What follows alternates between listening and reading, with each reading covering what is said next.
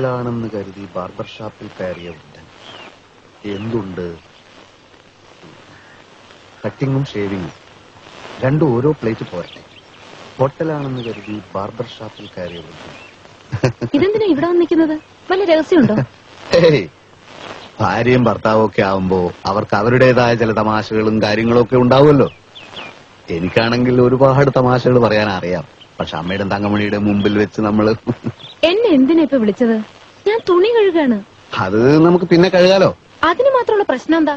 പ്രശ്നമല്ല, ചില നർമ്മ സംഭാഷണങ്ങൾ, ചില തമാശകൾ. ഞാനിപ്പോ പ്രസ്സിൽ വെച്ച് ഇങ്ങനെ ഇരിക്കുന്ന സമയത്ത് പെട്ടെന്ന് എനിക്ക് ചില തമാശകൾ തോന്നി. അതുടനെ ശോഭയോട് വന്ന് പറഞ്ഞിട്ട് പോകാമെന്ന് കരുതി. തമാശ? തമാശ എന്ന് വെച്ചാൽ ഒരു വൃദ്ധനെ പറ്റിയാ.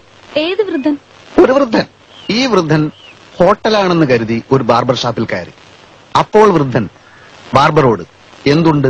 അപ്പോൾ ബാർബർ കട്ടിങ്ങും ഷേവിങ്ങും. അപ്പോൾ വൃദ്ധൻ രണ്ടും ഓരോ പ്ലേറ്റ് പോരട്ടെ.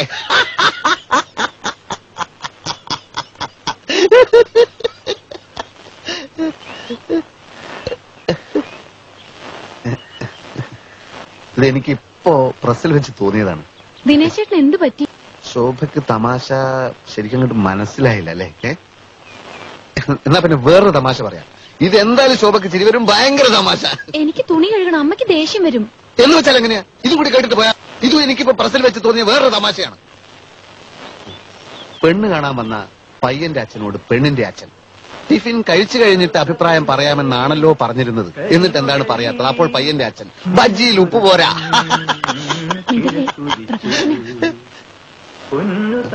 എന്താ ശബ്ദമെന്നറിയോ?